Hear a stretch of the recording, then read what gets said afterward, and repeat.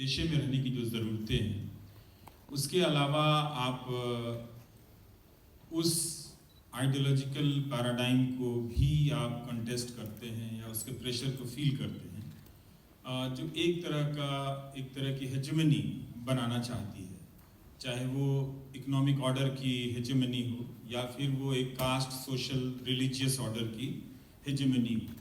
बहुत टाइम लग जाता है इसको समझने में न्यूज़ रूम में काम करते हुए, और बहुत टाइम लग जाता है कि इस मीडिया के पीछे जो बड़े बड़े खिलाड़ी हैं उनको समझने में कि ये जो खेल हो रहा है वो दरअसल सिर्फ इंफॉर्मेशन के डिसमिनेशन का खेल नहीं है। इसके ज़रिए कुछ और हो रहा है जो अपने तरह की वो कंजर्वेटिज्म को रीइंफोर्स करते हैं, और जो भी वो चेंज को डिफाइन करते हैं उसी कंजर्वेटिज्म के भीतर ही, उसी दायरे में वो उसको पुश करते हैं कि हाँ ये थोड़ा सा चेंज है। दरअसल दो अंतर आप देख सकते हैं। मैं अपने यहाँ मित्र से कह रहा था कि जो चौहान बोल रहे हैं और जो दूसरी तरफ से जो आवाज़ आ रही है उसमें बहुत अंतर है। जो दूसरी तरफ से जो नॉन चौहान आवाज़ है वो एक तरह से वो कॉरपोरेट का एक लैंग्वेज है उसको बोलने का, जिसमें हर कुछ ठीक लगता है और होता हुआ दिखता है। जो चौहान की आवाज़ है जिसमें हर कुछ ठीक नहीं लगता है, बहुत कुछ होता हुआ नहीं दिखता है, जिसमें आप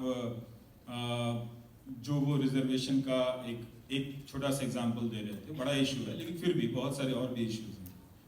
तो अब जो कुछ मैं सीखा हूँ और सीखते सीखते जिस मोड़ पे पहुँचा हूँ, मैं बहुत डरता हूँ इस लेगेसी मीडिया से, क्योंकि इसने अरबों भारतीयों की कितनी ही पीढ़ियों की मेहनत को बर्बाद किया है। एक अर्जित लोकतंत्र जिसको मैं बोलता हूँ, ये बहुत अर्न्ड है ना। हम पढ़े लिखे लोग हैं, हमें यूनिवर्सिटी जाने का मौका मिला, यहाँ आकर बात करने और सुनने का मौका मिला, लेकिन जो लोग आज़ादी की लड़ाई में थे, कई साल तक जेल में रहे, उनकी कई पीढ़ियाँ उनके बाद स्कूल कॉलेज नहीं जा सकी। स्वाभाविक सी बात थी ना कि अगर आप जेल में चले जाएं, अगर जीएन साईं बाबा की तरह इस सरकार की कृपा होगी तो आप 6 साल तो यूं ही सड़ा दिए जाएंगे। तो क्या लेगेसी मीडिया इस पे बोलता है?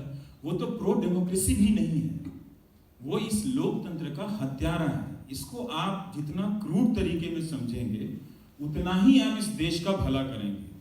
ये बात मैं किसी प्रतिक्रिया में नहीं कह रहा हूँ, ये बहुत साल लग गए इस बात को समझने में कि पब्लिक के कॉन्शियंस को, उसकी चेतना को खत्म करने का ये माध्यम है। ये बात हर आदमी, मेरे कह देने से आप नहीं समझेंगी, ये हर किसी को अपने अपने अनुभव के हिसाब से समझना पड़ेगा अपनी जिंदगी में कि ये लेगेसी मीडिया क्या है।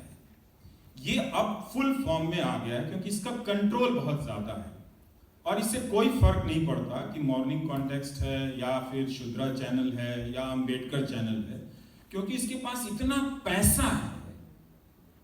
अभी भी ये एक इकलौता प्रोफेशन है इस दुनिया का। एक सर्जन को भी आप सर्जन की फीस देते हैं इसलिए कि वो बेस्ट सर्जन होता है, लेकिन आप गोदी मीडिया को ऐड क्यों देते हैं? तो जर्नलिज्म नहीं करने के लिए जर्नलिज्म के नाम पे हजारों करोड़ ऐड दिए जाते हैं। तो वैसे लोग तो आवारा होंगे ना, उनको क्या फर्क पड़ता है कि कोई यूट्यूब में क्या बना रहा है या कोई स्टोरी क्या कर रहा है।